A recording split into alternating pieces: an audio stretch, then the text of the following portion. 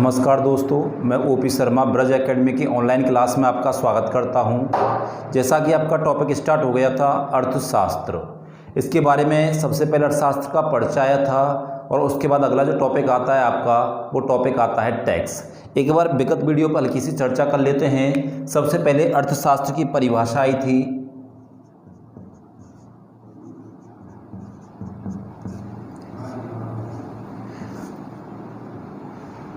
कि अर्थशास्त्र किसे कहते हैं। तो ऐसा ग्रंथ जिसमें किसी वस्तु के उत्पादन, वितरण एवं उपभोग का उल्लेख हो क्या कहलाता है? अर्थशास्त्र कहलाता है। अर्थशास्त्र कितने शब्दों से मिलकर के बना है? तो ये दो शब्दों से मिलकर के बना था, अर्थ प्लस शास्त्र। अर्थ का मतलब होता है धन से और शास्त्र का मतलब होता है ग्रंथ से। तो हम कह सकते हैं ऐसा ग्रंथ जिसमें धन का उल्लेख हो क्या कहलाता है? अर्थशास्त्र कहलाता है। अर्थशास्त्र के जनक कौन हैं? तो एडम स्मिथ। कौन थे? Adam Smith. ये अर्थशास्त्र के जनक थे और इनके द्वारा एक पुस्तक लिखी गई थी, the wealth of nation. The wealth of nation, इनके द्वारा यह पुस्तक लिखी गई थी 1776 में। इसके बाद पॉइंट आता है कि अर्थव्यवस्था को कितने भागों में डिवाइड किया गया है, बांटा गया है? तो 3 भागों में। एक तो आता है आपका पूंजीवादी अर्थव्यवस्था, पूंजीवादी अर्थव्यवस्था। दूसरा आ जाता है समाजवादी अर्थव्यवस्था,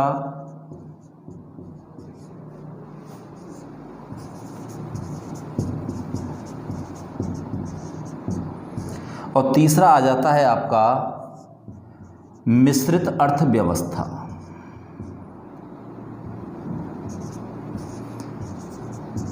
मिश्रित अर्थव्यवस्था। पूंजीवादी अर्थव्यवस्था उस अर्थव्यवस्था को कहा जाता है जहां व्यक्ति विशेष का स्वामित्व हो, जैसे अमेरिका।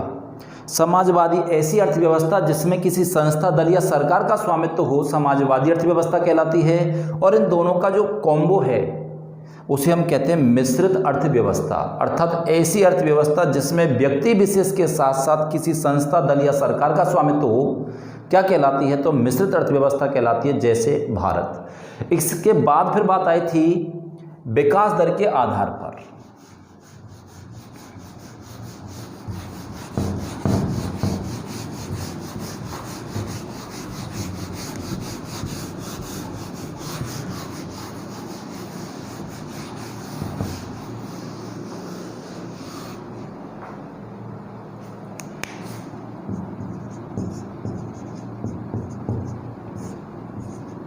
विकास दर के आधार पर कितने भागों में बांटी गई थी? तो 3 भागों में। एक तो आया था विकसित देश,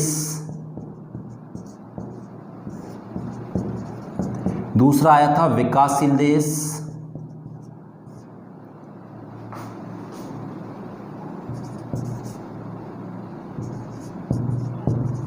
और तीसरा आया था अविकसित देश।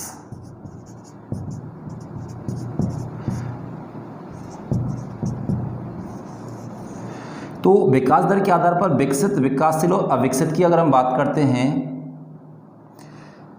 वे देश जो विकास की दर को प्राप्त कर चुके, अपना डेवलप कर चुके, विकास कर चुके हैं, आत्मनिर्भर हो चुके हैं, वो विकसित देश की श्रेणी में आते हैं।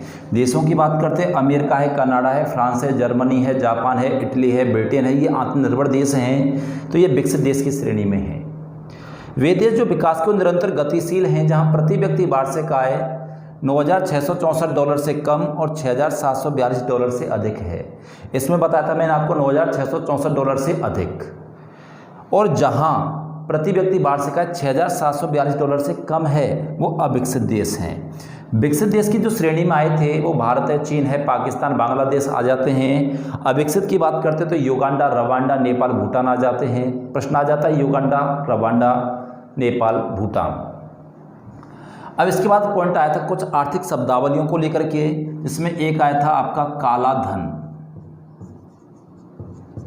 काला धन किसे कहते हैं? गैर संवैधानिक तरीके से कमाया गया धन जिस पर सरकार को कोई कर नहीं दिया जाता उसे हम काला धन कहते हैं। दूसरा पॉइंट आया था विमुद्रीकरण।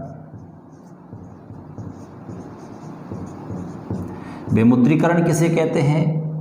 जब काले धन की मात्रा अधिक बढ़ जाती है तो पुरानी मुद्रा को समाप्त कर दिया जाता है, उसके स्थान पर नई मुद्रा चलाई जाती है, उसे हम क्या कहते हैं? विमुद्रीकरण कहते हैं। 8 नवंबर 2016 में भारत में मुद्रा का विमुद्रीकरण किया गया था। इसके बाद आया था अवमूल्यन।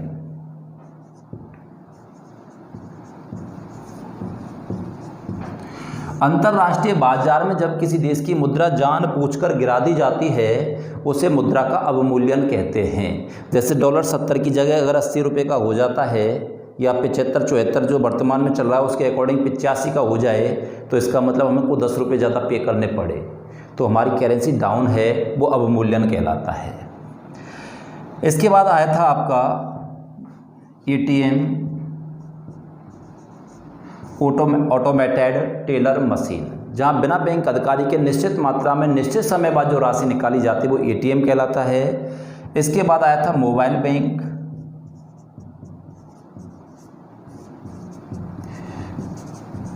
ये क्या था? मोबाइल बैंक जब कोई खाताधारी मोबाइल के मैसेज के माध्यम से अपने खाते की जानकारी अर्जित करता है उसे मोबाइल बैंक कहते हैं। एक आया था फिर आपका डेबिट कार्ड। डेबिट कार्ड क्या है? जब कोई खाताधारी अपनी आवश्यकता अनुसार किसी भी स्थान पर कितना भी धन निकाले वो डेबिट कार्ड कहलाता है। एक आता है क्रेडिट कार्ड।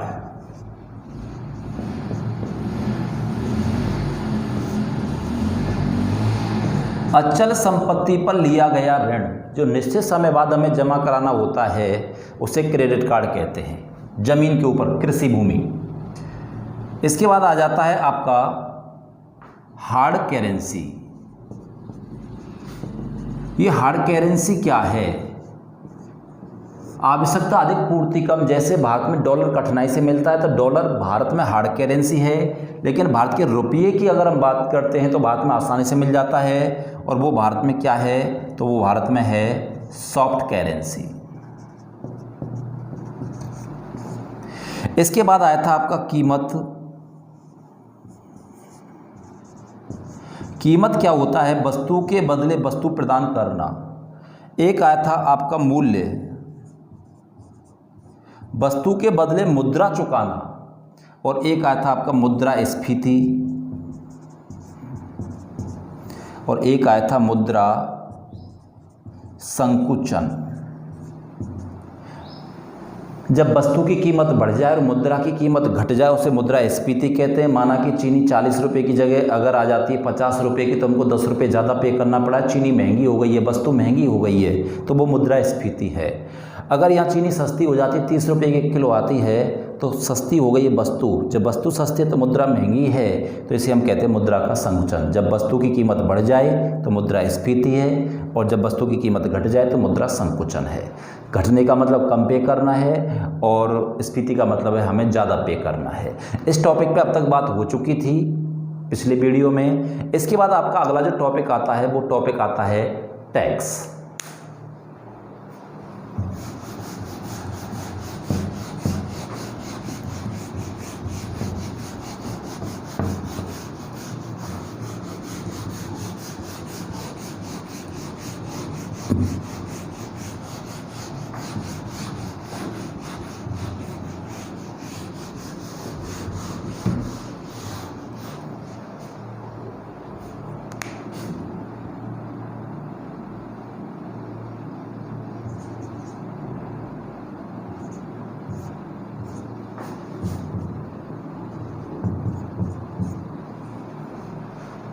टैक्स,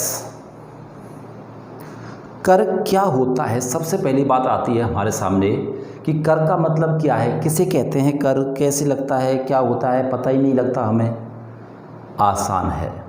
उदाहरण के तौर पे जैसे ये मार्कर ही है, मैं मार्कर को ही ले लेता हूँ। मार्कर के निर्माण में जैसे कीमत आई आपकी 2 रुपये,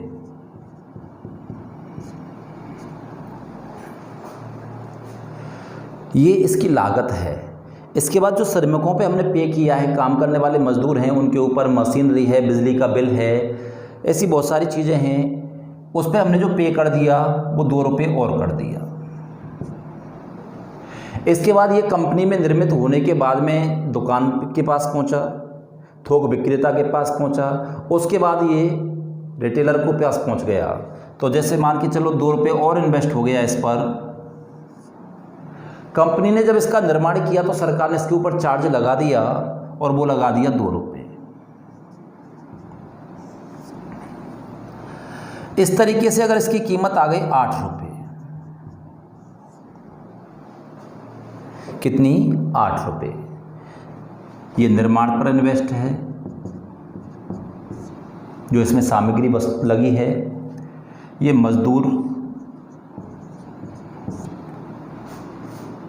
मजदूरी पर इन्वेस्ट हो गया है। ये निर्यात पर इन्वेस्ट हो गया है। ये कर लगा दिया सरकार ने। अभी कर पे ही मैं बात करूंगा। मैं थोड़ा सा पहले प्रॉफिट की ओर जा रहा हूँ, बेनिफिट की ओर। अब 8 रुपये की लागत है और यदि हम इसे लेने गए तो 10 रुपये में हमें ये मिला। कितने रुपये में? 10 रुपये में। तो ये 2 रुपये तो हो गया प्रॉफिट। क्या हो गया? प्रॉफिट हो गया। अब टोटल अगर मैं बात करता हूँ, ये तो प्रॉफिट है और ये जो बीच में मामला आया है वो कर है। अगर प्रॉफिट को मैं छोड़ दूं, क्योंकि जो लागत लगाएगा वो कमाएगा तो सही, तो टोटल इन्वेस्ट तो जो था वो 6 रुपये का था, 2 रुपये टैक्स का हो गया, 2 रुपये प्रॉफिट का है। अब मान के चलो वस्तु टैक्स सहित हमको 8 रुपये में पड़ी और टैक्स को हटा दिया जाए तो 6 रुपये में पड़ती है। प्रॉफिट को एक तरफ छोड़ दिया जाए तो हमको 2 रुपये एक्स्ट्रा पे करना पड़ा यहाँ। कितना? 2 रुपये। तो यही इसकी डेफिनेशन निकल के आती है टैक्स की। क्या परिभाषा निकल के आई? किसी भी वस्तु के लागत मूल्य पर, जो हमने मार्कर पे इन्वेस्ट किया था, किसी वस्तु के लागत मूल्य पर जो चुकाई गई अधिक राशि होती है, क्योंकि 8 रुपये पे करना पड़ रहा है हमें। लागत थी 6 रुपये, पे करना है 8 रुपये, इसका मतलब 2 रुपये और एक्स्ट्रा है। तो किसी भी वस्तु के लागत मूल्य पर चुकाई गई अधिक राशि जो होती है वो क्या कहलाती है?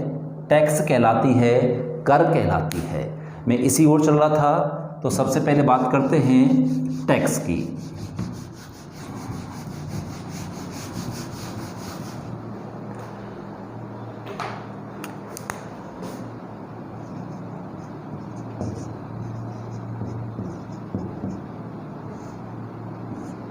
परिभाषा। अब इसकी परिभाषा क्या है? किसी भी वस्तु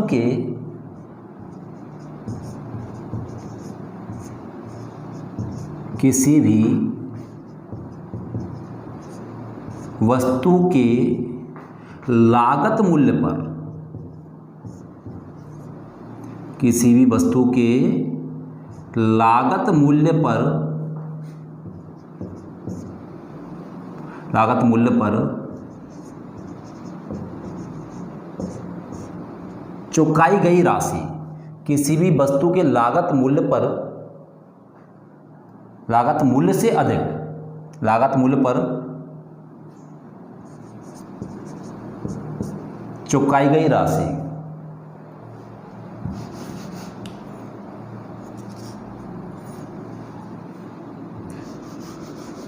चेंज कर देता हूं, किसी भी वस्तु के लागत मूल्य से अधिक चुकाई गई राशि,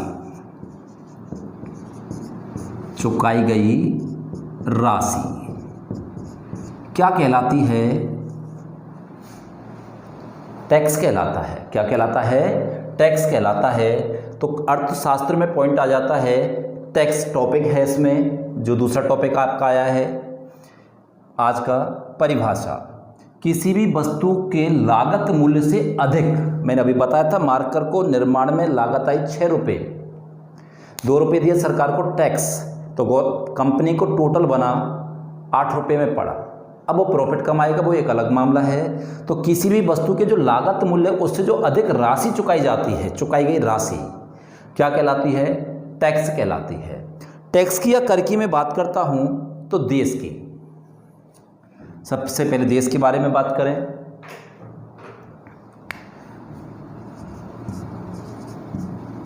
अच्छा, देश की सर्वाधिक आय किससे होती है? देश की सर्वाधिक आय, अब ये दो जगह पॉइंट बन जाते हैं अलग अलग बात करते हैं तो निविल राजस्व आय, निविल राजस्व आय, जो निविल राजस्व आय है ये होती है निगम कर से। किससे होती है? निगम कर से होती है। तो पॉइंट आ जाता है देश की जो सर्वाधिक आय होती है निविल राजस्व आय। कैसी? निविल राजस्व आय होती है निगम कर से। निगम कर का मतलब होता है व्यक्ति विशेष से। व्यक्ति विशेष की अगर मैं बात करता हूं, जैसे उद्योग धंधे हैं, उत्तर प्रदेश रोडवेज परिवहन निगम है, राजस्थान परिवहन निगम है, दिल्ली परिवहन निगम है, ये औद्योगिक क्षेत्र हैं। इंडस्ट्री डलती है, हमारे उद्योग डल जाते हैं, कंपनियां डल जाती हैं, उनसे जो आय होती है वो निविल राजस्व आय है। तो पॉइंट आ जाता है देश की जो निविल राजस्व आय है सर्वाधिक मात्रा में वो किससे होती है? तो वो होती है निगम कर से। उद्योग धंधों पर लगाए गए कर से सर्वाधिक आय होती है, उसे कहते हैं निविल राजस्व आय, जो देश की सर्वाधिक आय है। ये तो व्यक्ति विशेष मामला चला गया, उद्योग विशेष चला गया। अगर मैं बात करूं सार्वजनिक क्षेत्र में, किसमें? सार्वजनिक क्षेत्र में, कि सार्वजनिक क्षेत्र में सर्वाधिक आय किससे होती है? तो सार्वजनिक क्षेत्र में जो सर्वाधिक आय होती है वो होती है रेलवे से। अगर निविल राजस्व आय आती है तो निगम कर से होती है, और सार्वजनिक क्षेत्र में जो सर्वाधिक आय होती है वो किससे होती है? रेलवे से होती है। रेलगाड़ी की अगर हम बात करते हैं तो यहाँ फिर एक क्वेश्चन बन जाता है कि रेलवे की सर्वाधिक आय किससे होती है? तो रेलवे की जो सर्वाधिक आय होती है, रेलवे की सर्वाधिक आय ये होती है माल भाड़े से। किससे होती है? माल भाड़े से होती है। उम्मीद करता हूं यहां तक बात समझ में आई होगी। टैक्स कर क्या है? तो किसी भी वस्तु के लागत मूल्य से जो अधिक राशि चुकाई जाती है उसे हम क्या कहते हैं? टैक्स कहते हैं, कर कहते हैं। देश की जो निविल राजस्व आय है सर्वाधिक मात्रा में किससे होती है? तो वो निगम कर से होती है। अगर बात सार्वजनिक क्षेत्र की करते हैं तो सर्वाधिक आय किससे होती है? तो वो रेलवे से होती है। और रेलवे की सर्वाधिक आय अगर पूछी जाए किससे होती है तो वो माल भाड़े से होती है। अब ये तो रेलवे का मामला आ गया। अब एक पॉइंट और आ जाता है, क्योंकि इंपॉर्टेंट क्वेश्चन है। वर्तमान में बेरोजगारी की दर धुआंधार बढ़ती जा रही है, लगातार बढ़ रही है। सार्वजनिक क्षेत्र में सर्वाधिक रोजगार, सार्वजनिक क्षेत्र में सर्वाधिक रोजगार, सार्वजनिक क्षेत्र में सर्वाधिक रोजगार किससे मिलता है? तो सार्वजनिक क्षेत्र में जो सर्वाधिक रोजगार मिलता है वो रेलवे से ही मिलता है। इंपॉर्टेंट क्वेश्चन है, क्योंकि रेलवे की सर्वाधिक आय किससे होती है? मालभाड़े से होती है। और सार्वजनिक क्षेत्र में जो सबसे ज़्यादा रोजगार उपलब्ध कराने वाला है वो रेलवे है। अगर सार्वजनिक क्षेत्र में सर्वाधिक रोजगार रेलवे से मिलता है तो निजी क्षेत्र में सर्वाधिक रोजगार किससे मिलता है?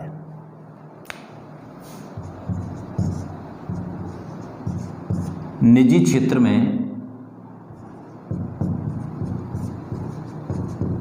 सर्वाधिक रोजगार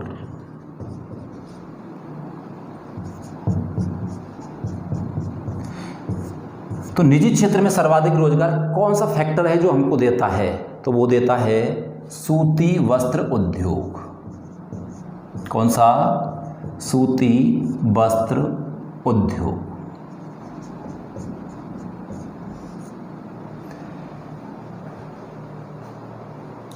अर्थशास्त्र में टॉपिक चल रहा है, पहला टैक्स टॉपिक है, कर टॉपिक है।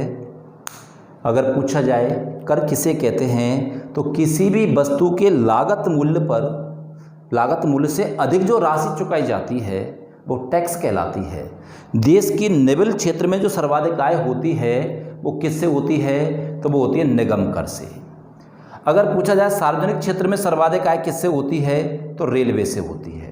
और रेलवे की अगर सर्वाधिक आय पूछी जाए तो वो माल भाड़े से होती है। सार्वजनिक क्षेत्र में सर्वाधिक रोजगार कौन देता है? वो रेलवे देता है। लेकिन अगर प्रश्न पूछा जाए निजी क्षेत्र में सर्वाधिक रोजगार कौन देता है तो वो सूती वस्त्र उद्योग देता है। कौन सा देता है? सूती वस्त्र उद्योग। सूती वस्त्र उद्योग को लेकर के भी बहुत सारे पॉइंट बन जाते हैं, थोड़ा सा एक बार उन पर बात करें।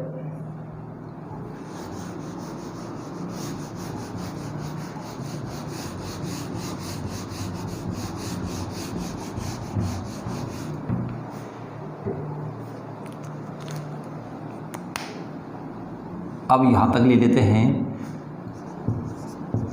सूती वस्त्र की राजधानी, सूती वस्त्र की राजधानी किसे कहते हैं? सूती वस्त्र की राजधानी किसे कहते हैं? मुंबई को कहते हैं। किसे कहते हैं? मुंबई को कहते हैं। अब मुंबई के बारे में भी बहुत सारे पॉइंट आ जाते हैं। सूती वस्त्र की राजधानी मुंबई, बॉलीवुड नगरी मुंबई, भारत की आर्थिक राजधानी Mumbai, gateway of India Mumbai में है, 7 टापुओं का शहर मुंबई है। सूती वस्त्र की राजधानी मुंबई को कहते हैं। भारत का मैनचेस्टर, भारत का मैनचेस्टर किसे कहते हैं? तो भारत का मैनचेस्टर कहते हैं अहमदाबाद को। भारत का मैनचेस्टर किसे कहते हैं? अहमदाबाद को कहते हैं। बहुत सारे प्रश्न ऐसे हैं जो डिफरेंट चलते हुए चले जाते हैं और हम एक क्षेत्र विशेष में सीमित रह जाते हैं, और जब क्षेत्र विशेष में सीमित रह जाते हैं तो हमें ऐसा लगता है कि सब कुछ पढ़ा, लेकिन पेपर में कुछ नहीं मिला। आज के पेपर का जो स्तर है, हमें बहुत बड़े स्तर पर पढ़ना है। जो भी कुछ घटित हो रहा है उससे लेकर के अतीत तक जाना है, अतीत से लेकर के जो घटित हो रहा है उस तक पहुंचना है। आज हमें कोरोना के बारे में भी जानना पड़ेगा। कोई ज़रूरी नहीं है प्रश्न कोरोना से ही पूछा जाए, स्वाइन फ्लू से भी पूछा जा सकता है, प्लेग से भी पूछा जा सकता है। ये विश्व जगत में ऑलरेडी महामारी आ चुकी थी अतीत में। अगर मालाबार युद्ध अभ्यास की बात करता हूँ जो आगामी होने वाला है, भारत, अमेरिका और जापान का और ऑस्ट्रेलिया अब की बार सम्मिलित होने जा रहा है, क्योंकि अब तक केवल 3 देश करते आ रहे हैं मालाबार युद्ध अभ्यास, और ये हिंद महासागर के क्षेत्र में करेंगे सारे के सारे देश चीन को रोकने के लिए, क्योंकि वो दक्षिण चीनी सागर पर कब्जा करते हुए अपना धीरे धीरे विस्तार हिंद महासागर की ओर बढ़ा रहा है। तो ऐसे बहुत सारे पॉइंट हैं, कौन कौन से देश हैं, कौन कौन से उनके युद्धपोत आ जाते हैं, कितने कितने युद्धपोत हैं, नेवी भाग ले रही है, कहीं एयरफोर्स अगर युद्ध अभ्यास कर रही है। जैसे जम्मू कश्मीर में आतंकवाद को खदेड़ने के लिए ऑपरेशन चलाया गया था ऑल आउट, अभी हाल ही में चल रहा है, तो इम्पोर्टेंट है। पंजाब जम्मू कश्मीर में पाकिस्तान से आने वाले आतंकवाद को रोकने के लिए ऑपरेशन सुदर्शन चलाया गया था, भारतीय सेना ने सर्जिकल स्ट्राइक चलाया। तो बहुत सारे क्वेश्चन हैं, अपने आप में बेसिस हैं सिलेक्शन के लिए। आपको सब कुछ पढ़ना होगा और आप जुड़े रहें और पढ़ते रहें, धीरे धीरे आपको सब कुछ मिलता हुआ चला जाएगा। तो सूती वस्त्र की राजधानी मुंबई आ गया, भारत का मैनचेस्टर अहमदाबाद आ गया। अगर बात करें उत्तर भारत के मैनचेस्टर की, तो वो आ जाता है आपका कानपुर। उत्तर भारत का मैनचेस्टर कौन सा है? कानपुर है। इसको राष्ट्रीय राजमार्गों का चौराहा भी कहते हैं। कानपुर अपने आप में इंपॉर्टेंट है। अभी हाल ही में एक गैंगस्टर है जिसका पुलिस एनकाउंटर में मारा गया था, विकास दुबे, वो यहीं का था। 2 जुलाई को 8 उत्तर प्रदेश के पुलिसकर्मियों की हत्या कर चुका था वो बंदा। न्यायिक जांच चल रही है, सर्वोच्च न्यायालय में शायद उसकी याचिका भी जा चुकी है, तो वो चल रहा है, वो मामला पुलिस विभाग का है, तो वो आगे बात करेंगे।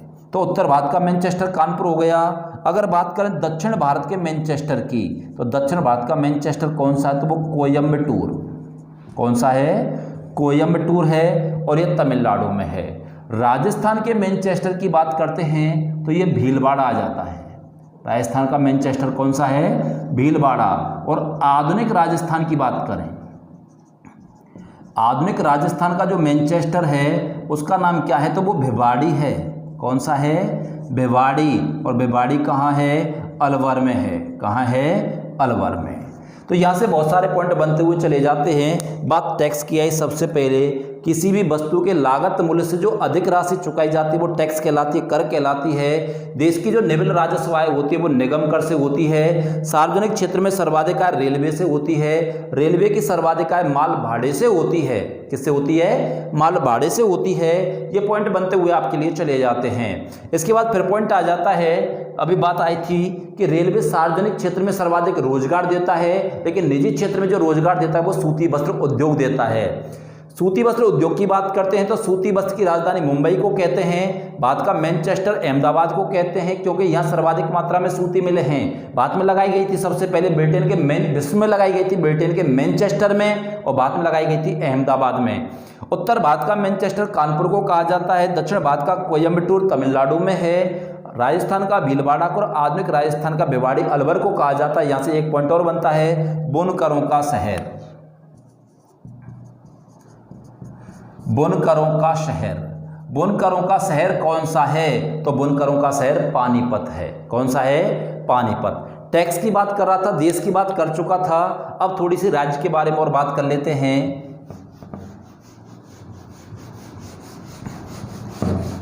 कि देश की जो निबिल राजस्व आय होती है वो निगम कर से होती है। सार्वजनिक क्षेत्र में जो सर्वाधिक आय होती है वो रेलवे से होती है, और रेलवे की जो सर्वाधिक आय होती है वो किससे होती है? माल भाड़े से। किससे होती है? माल भाड़े से। एक पॉइंट और आ गया है, अभी हाल ही में बहुत चर्चा का विषय, सबसे इंपॉर्टेंट क्वेश्चन है, क्योंकि 2007 के आसपास सचिन तेंदुलकर को एक फरारी गाड़ी मिली थी जिसके ऊपर टैक्स लिया गया था। अब सचिन का कहना यह था कि जो गाड़ी मिली है मुझे उपहार में मिली है, जिस देश ने इस गाड़ी को खरीदा है उस देश ने भी टैक्स पे किया होगा, तो फिर मैं किस बात का टैक्स पे करूं? अब सचिन को ये बताया गया कि भैया आपकी जो गाड़ी विदेश से भारत आ रही है उसका किराया कौन देगा? बोला मैं। अगर रास्ते में किसी ने चोरी कर ली तो बोला सिक्योरिटी नहीं करोगे, किराया नहीं दे रहा। बोला किराया ही तो दे रहे हो लेकिन चोरी तो हो सकती है। बोला फिर आपकी नेवी किस काम आएगी? बोला सिक्योरिटी के। बोला सिक्योरिटी के काम आई तो नेवी को पेमेंट नहीं देना होता है क्या? बोला देना होता है। क्यों नहीं देना होता है? तो बस इसी के लिए हमें क्या चाहिए? टैक्स चाहिए। उसे हम क्या कहते हैं? विदेशों से, कहां से? विदेशों से मिले उपहार, विदेशों से मिले उपहार पर लिया जाने वाला कर।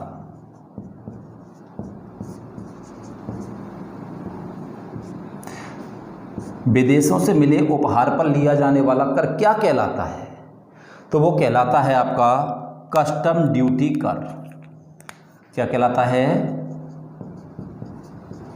कस्टम ड्यूटी कर कहलाता है। विदेशों से मिले उपहार पर लिया जाने वाला कर क्या कहलाता है?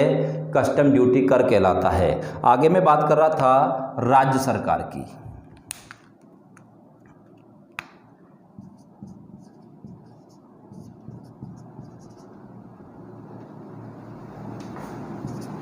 राज्य सरकार, राज्य सरकार की सर्वाधिक आय किससे होती है?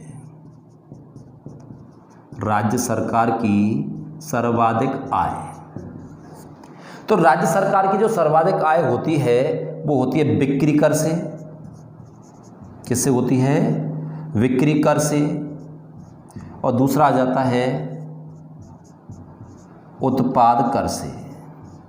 राज्य सरकार की जो सर्वाधिक आय होती है वो किससे होती है? बिक्री कर से होती है। और किससे होती है? उत्पाद कर से होती है। तो इंपॉर्टेंट क्वेश्चन बन गया कर के बारे में हमारे लिए। किसी भी वस्तु के लागत मूल्य से चुकाई गई जो अधिक राशि है वो कर कहलाती है। देश की निबिल राजस्व आय निगम कर से होती है। सार्वजनिक क्षेत्र में सर्वाधिक आय रेलवे से होती है, और रेलवे की सर्वाधिक आय माल भाड़े से होती है। विदेशों से मिले उपहार पर लिया गया जो कर होता है उसे हम कस्टम ड्यूटी कर कहते हैं। राज्य सरकार की जो सर्वाधिक आय होती है वो बिक्री कर और उत्पाद कर से होती है। करों को दो भागों में बांटा गया है। कितने भागों में? दो भागों में।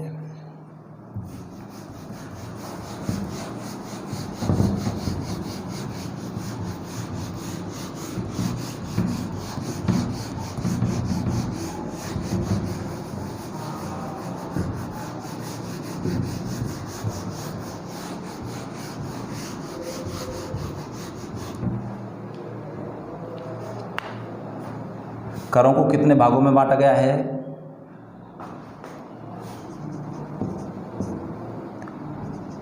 कर को दो भागों में बांटा गया है, दो भागों में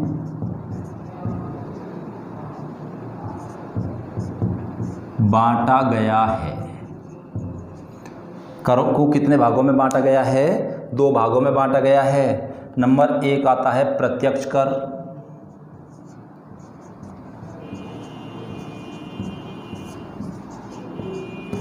और दूसरा आता है अप्रत्यक्ष कर।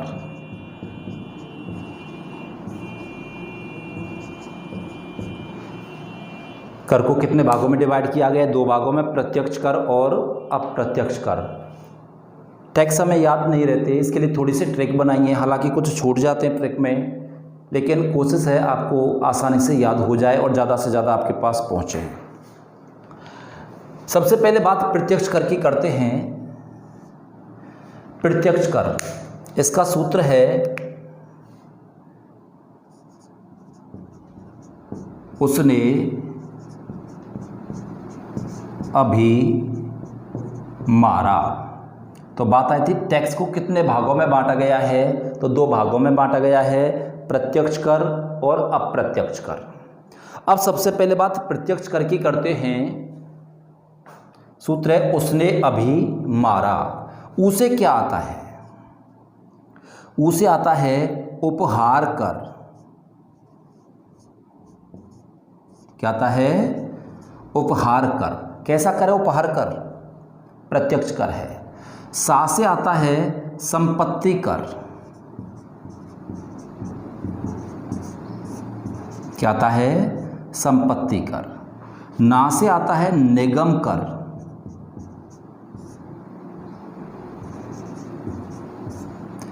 आ से आता है आयकर। भा से आता है भू राजस्व कर।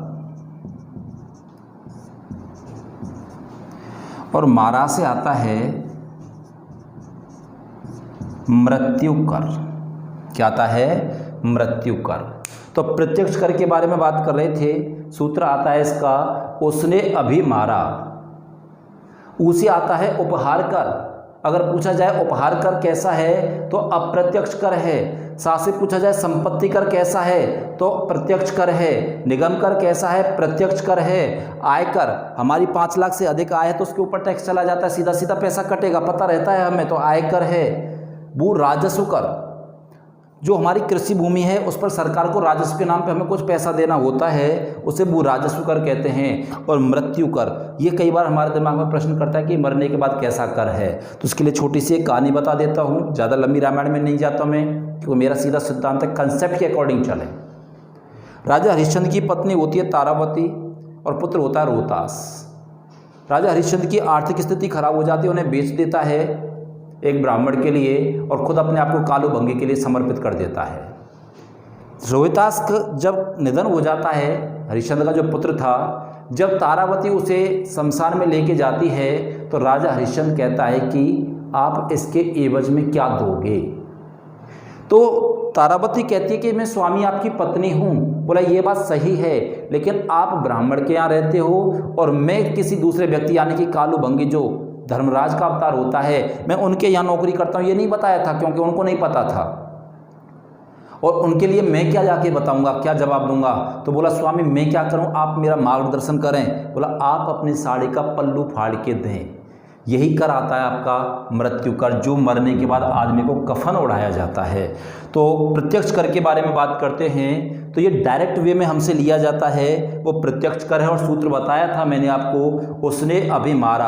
अब बार बार रिवाइज करेंगे, आप लिखते हुए चले कॉपी में, आसानी से आपको याद हो जाएगा। उसे उपहार कर, गिफ्ट पर, सा से संपत्ति प्रॉपर्टी पर, ना से निगम उद्योग धंधों पर, आ से आयकर आमदनी के ऊपर है, भू राजस्व कर, और माँ से मृत्यु कर या मारा से मृत्यु कर है। ये हमारा कैसा कर है? तो ये हमारा प्रत्यक्ष कर है। इसके बाद आता है अप्रत्यक्ष कर। ये थोड़ा सा अच्छा कंसेप्ट है, यहाँ से सबसे ज़्यादा क्वेश्चन इंपॉर्टेंट हो जाते हैं। एक प्रश्न बता देता हूँ छोटा सा आपको समझने के लिए। सीमा शुल्क या कर, ये इनडायरेक्ट टैक्स है, अप्रत्यक्ष कर है। प्रश्न यही बन जाता है, निम्न में से कौन सा कर भिन्न है? 1, 2, 3, 4, ये 4 ऑप्शन आपके पास हैं। मैं प्रश्न लिखना नहीं हूँ। निम्न में से कौन सा कर भिन्न है? तो निश्चित है सीमा शुल्क। क्यों भिन्न है? क्योंकि ये इनडायरेक्ट टैक्स है, अप्रत्यक्ष कर है। एक प्रश्न। दूसरा, निम्न कर में से कौन सा कर अप्रत्यक्ष कर की श्रेणी में आता है? सीमा शुल्क। तीसरा पॉइंट, तीसरा क्वेश्चन, निम्न करों में से कौन सा कर प्रत्यक्ष कर नहीं है? 3 प्रश्न बने हैं, उत्तर एक ही आ रहा है, सीमा शुल्क। पहला प्रश्न क्या था? निम्न कर में से कौन सा कर भिन्न है? सीमा शुल्क, क्योंकि अप्रत्यक्ष है। और ये तीनों के तीनों आपके निगम कर, संपत्ति कर जो उपहार कर आए थे, कैसे थे? प्रत्यक्ष कर थे। दूसरा, निम्न में से अप्रत्यक्ष कर है, सीमा शुल्क। तीसरा पॉइंट, निम्न में से प्रत्यक्ष कर नहीं है, सीमा शुल्क, क्योंकि उपहार कर, संपत्ति कर, निगम कर आपके कैसे कर हैं? प्रत्यक्ष कर है। इस तरह से प्रश्न बनते हुए चले जाते हैं। आप बार बार प्रैक्टिस करेंगे और आप सफलता की सीढ़ी चढ़ेंगे। इसके बाद आगे जो आता है आपका सेकंड, आप इसके स्क्रीनशॉट ले सकते हो।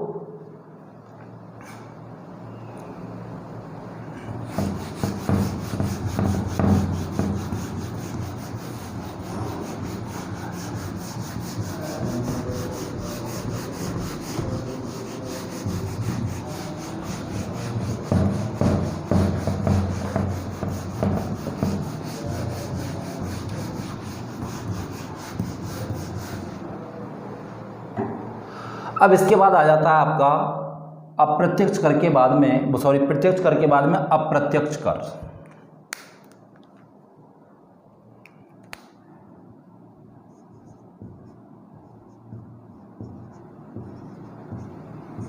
अप्रत्यक्ष कर। अप्रत्यक्ष कर के बारे में हम बात करें, इसका एक छोटा सा सूत्र है,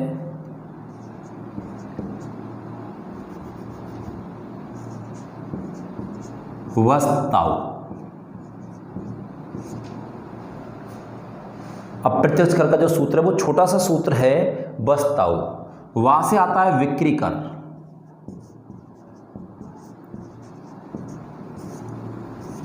कंपनी ने किसी चीज का निर्माण किया है, उसके ऊपर टैक्स लगा, निगम कर आया, अब बस प्रोडक्ट बेचा जा रहा है मार्केट में, विक्री कर। और दूसरा आता है वैट, वैल्यू एडेड टैक्स, अभी बात करेंगे। साथ से आता सीमा शुल्क,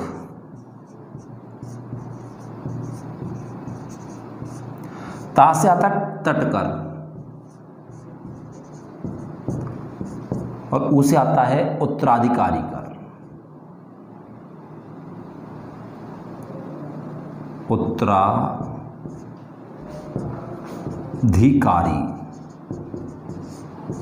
कर। प्रत्यक्ष का सूत्र था, उसने अभी मारा, वहां उपहार कराया था उसे, सा से संपत्ति कराया था, ना से निगम कराया था, आ से आय कराया था, भा से भूराजस्व कराया था, मारा से मृत्यु कराया था, या वा से विक्री कर और वैट आ जाते, दो हैं, अलग अलग हैं। सीमा शुल्क आ जाता है, तटकर आ जाता है, उत्तराधिकारी कर आ जाता है। बात वैट की कर रहा था मैं, value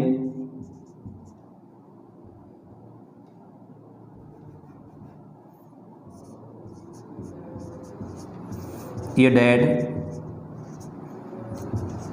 tax, value added tax. अब वैल्यू एडेड टैक्स की बात करें, वस्तु निर्धारित करा जाता है ये। अब जो वैल्यू एडेड टैक्स है वैट, लागू करने वाला पहला राज्य कौन सा था? वैट लागू करने वाला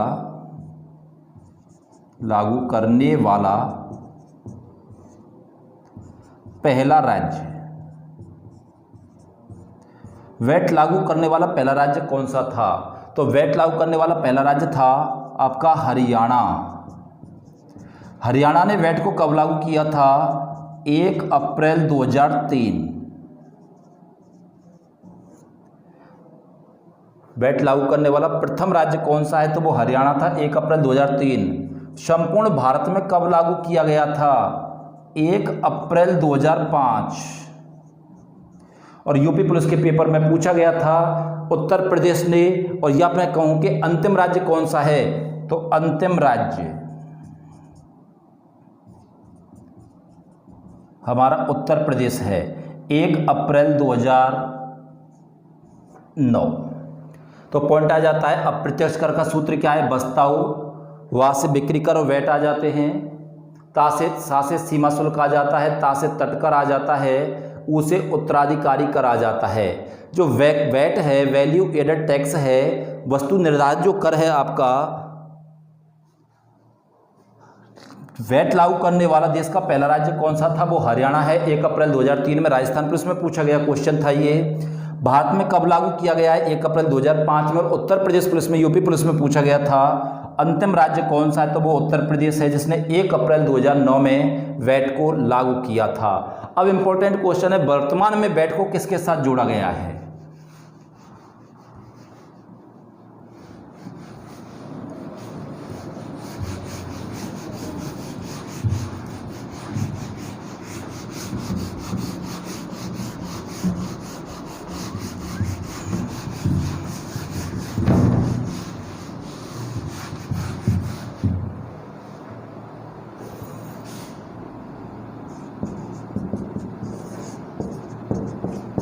जो वैट है इसे वर्तमान में किसके साथ जोड़ा गया है? तो इसे जोड़ा गया जीएसटी के साथ।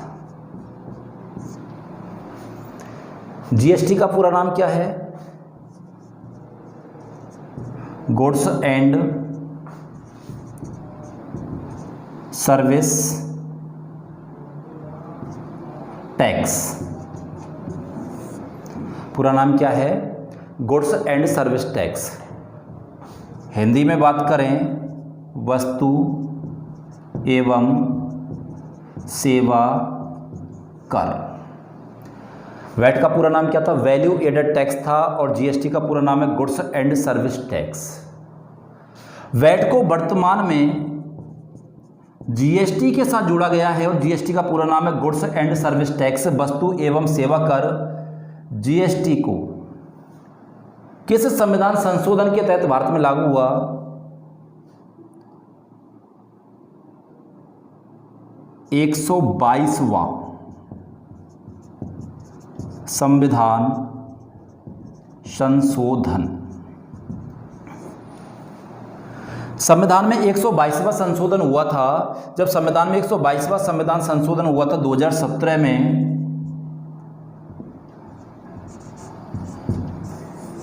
इसके तहत GST, goods and service tax, वस्तु एवं सेवा कर लगाया गया था। अब बात आ जाती है 122वें संविधान संशोधन के तहत इसे भारत में लागू किया गया था 2017 में। कै जुलाई? 1 जुलाई 2017 में जीएसटी को भारत में लागू किया गया था। अब यहां से फिर इंपॉर्टेंट हो जाता है, जीएसटी लागू करने वाला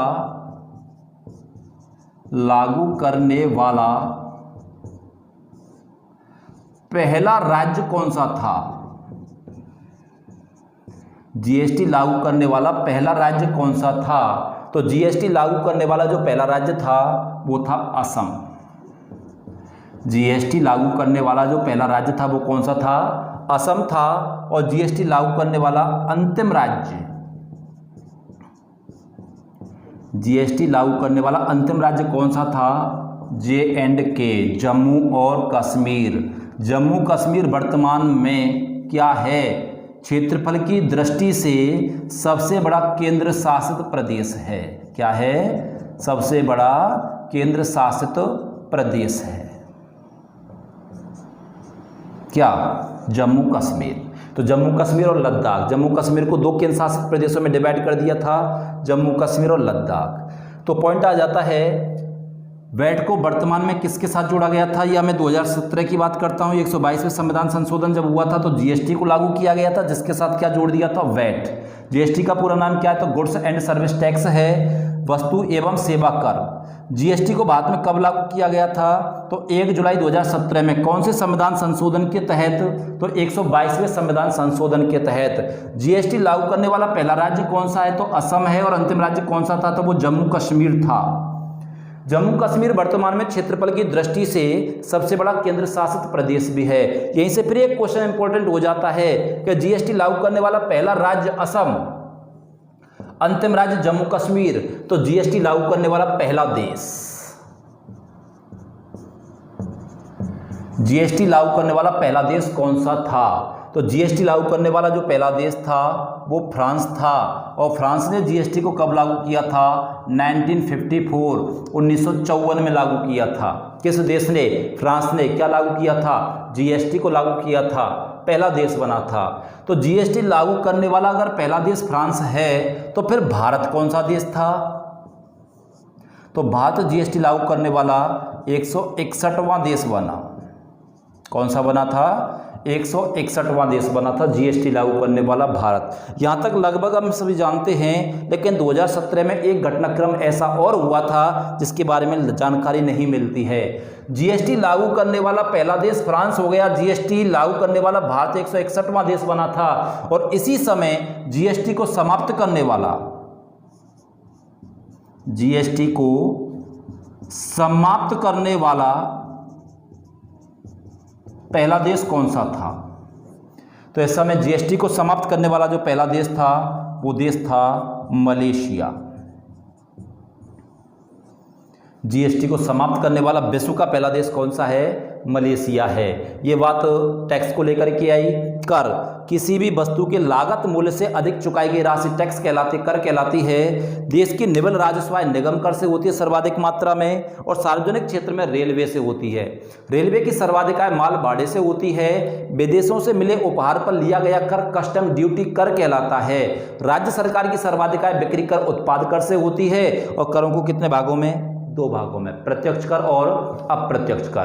प्रत्यक्ष कर का सूत्र क्या बताया था? उसने अभी मारा, उसे उपहार कर, सा से संपत्ति कर, ना से निगम कर, आ से आयकर, भा से भूराजस्व कर, और मारा से मृत्यु कर। अप्रत्यक्ष कर की बात आई थी, सूत्र आया था वसताऊ, वा से बिक्री कर और वैट, सा से सीमा शुल्क, ता से तट कर, उसे उत्तराधिकारी कराया था। बात वैट की आई थी, वैल्यू एडेड टैक्स। वैट लागू करने वाला पहला राज्य कौन सा है? हरियाणा। कब किया था? 1 अप्रैल 2003 में। वैट लागू करने वाला भारत में कब लागू किया गया था? तो 1 अप्रैल 2005 में। और वैट लागू करने वाला अंतिम राज्य कौन सा था? वो उत्तर प्रदेश था, 1 अप्रैल 2009 में। वैट को वर्तमान में या 2017 में किसके साथ जोड़ा गया था? तो जीएसटी के साथ। जीएसटी का पूरा नाम क्या है? Goods and service tax. GST का प्रस्ताव, अच्छा जीएसटी पे पहले बात कर लें एक बार। गुड्स एंड सर्विस टैक्स, वस्तु एवं सेवा कर। जीएसटी को कौन से संविधान संशोधन के तहत? तो 122वां संविधान संशोधन कब हुआ था? 2017 में। कब लागू हुआ था जीएसटी? 1 जुलाई 2017 में लागू हुआ था। और जीएसटी लागू करने वाला पहला राज्य कौन सा था? तो असम था। और अंतिम राज्य कौन सा? तो जम्मू कश्मीर बना था उस समय। हालांकि 2019 में जम्मू कश्मीर 2 केंद्र शासित प्रदेशों में बंट गया है, जम्मू कश्मीर और लद्दाख। जीएसटी लागू करने वाला विश्व का पहला देश कौन सा था? फ्रांस था। फ्रांस ने जीएसटी को कब लागू किया था? 1954 में। जीएसटी लागू करने वाला भारत 161वां देश बना था 2017 में। और 2017 में जीएसटी को समाप्त करने वाला विश्व का पहला देश कौन सा बना था? तो वो मलेशिया बना था। कौन सा बना था? मलेशिया। अब यहां से एक पॉइंट और अपने आप में इंपॉर्टेंट हो जाता है। जीएसटी का सर्वप्रथम प्रस्ताव किसने दिया था?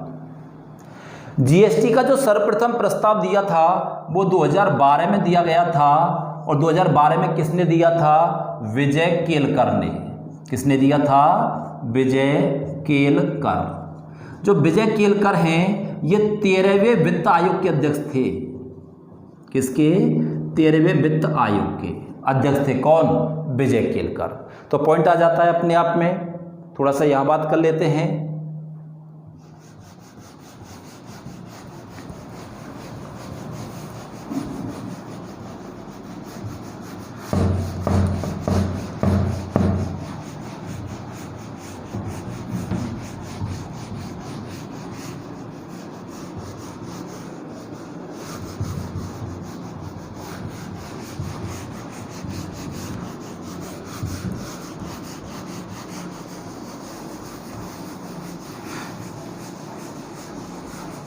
थोड़ा सा आपको आज भी लग रहा होगा कि हाँ पढ़ाई हो रही है। आप टेंशन नहीं लें, आपको ऑनलाइन क्लास में वही मज़ा आएगा जो ऑफलाइन में आता है। बस आप सुनते रहिए और सुनने के बाद आप बार बार सुने और उसके बाद आप कॉपी पेन लेके आप अपने पॉइंट बना के लिख भी सकते हो, आप अपना टॉपिक बना सकते हो। बात जीएसटी की कर रहा था मैं। जीएसटी का प्रस्ताव 2012 में किसने दिया था? विजय केलकर ने।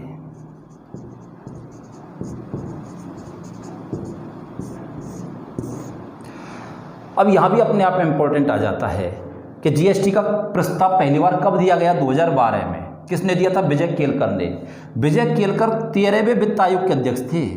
13वें वित्त आयोग, 13वें वित्त आयोग के अध्यक्ष थे।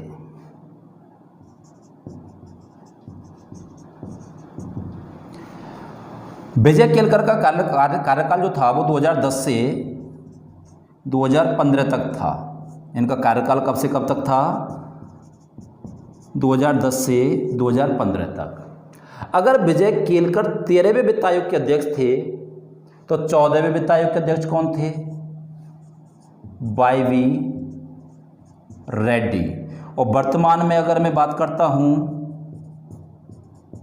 या 15वें जो वित्त आयोग के अध्यक्ष है वो एन.के. सिंह हैं। कौन है?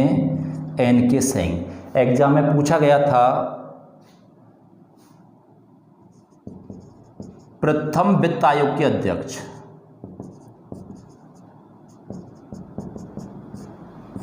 प्रथम वित्त आयोग के अध्यक्ष, प्रथम वित्त आयोग के अध्यक्ष कौन थे? तो प्रथम वित्त आयोग के अध्यक्ष थे के.सी. नियोगी। कौन थे? के.सी. नियोगी।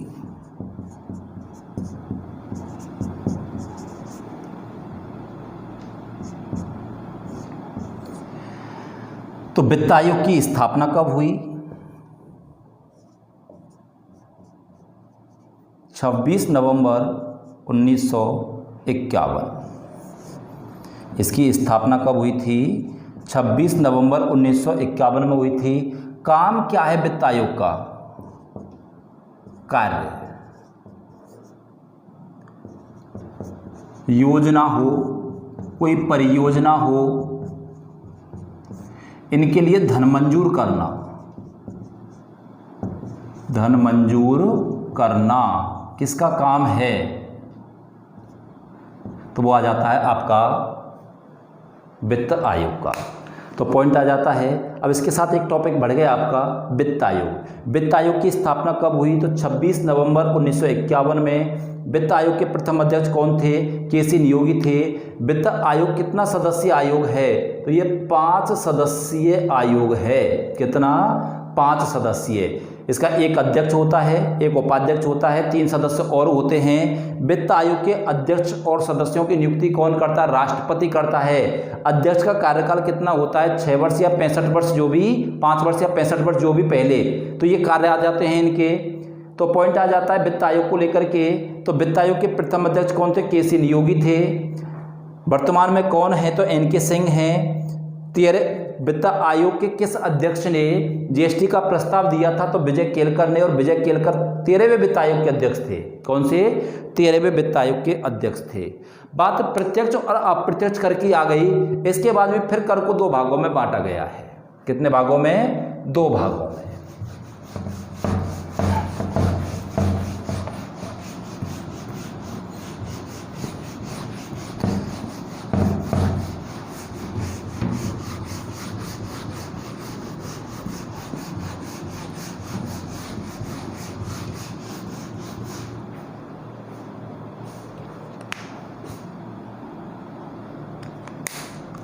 तो कर को कितने भागों में बांटा गया? 2 भागों में बांटा गया था।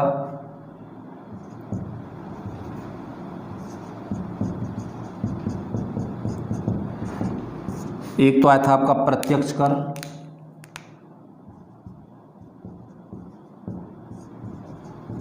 और दूसरा आया था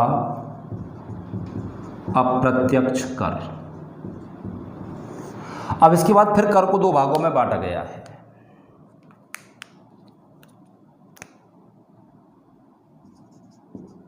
कर को पुनः दो भागों में बांटा गया है, दो भागों में बांटा गया है।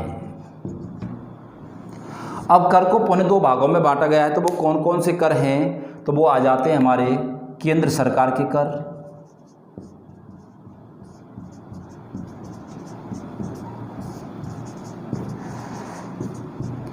और दूसरे आ जाते हैं राज्य सरकार के कर, केंद्र सरकार के कर और राज्य सरकार के कर। अब केंद्र सरकार के कर की बात करता हूं तो इसका भी एक सूत्र है,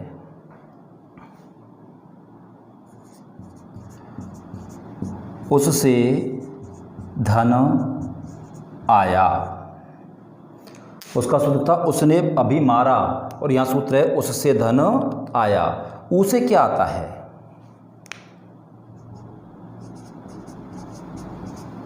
उपहार कर, उत्तराधिकारी कर, उपहार कर और उत्तराधिकारी कर। सा से आता है संपत्ति कर, सा से आ जाता है सीमा शुल्क, धा से आता है धन कर, और ना से आता है निगम कर, और आया से आता है आयकर। जो हमारे केंद्र सरकार के कर हैं इसका सूत्र क्या है, उससे धन आया। उसे उपहार कर आता है, उत्तराधिकारी कर आता है, सा से संपत्ति कर आता है, फिर सा से संपत्ति सीमा शुल्क आ जाता है, धा से धन कर, ना से निगम कर, और आया से आयकर। ये सारे के सारे जो कर हैं ये हमारे केंद्र सरकार के कर हैं। और इसके बाद आ जाते हैं राज्य सरकार के कर। अब राज्य सरकार के कर की बात करें तो मैं आपको बता चुका था कि राज्य सरकार की सर्वाधिक आय किससे होती है, बिक्री कर। किससे, बिक्री कर और उत्पाद कर से। बिक्री कर और उत्पाद कर से होती है, दो में बता चुका था। कृषि जोत कर, कृषि जोत कर, कृषि आयकर,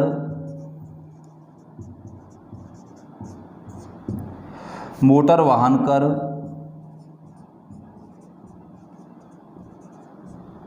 पथ कर, मनोरंजन कर, स्टाम्प शुल्क,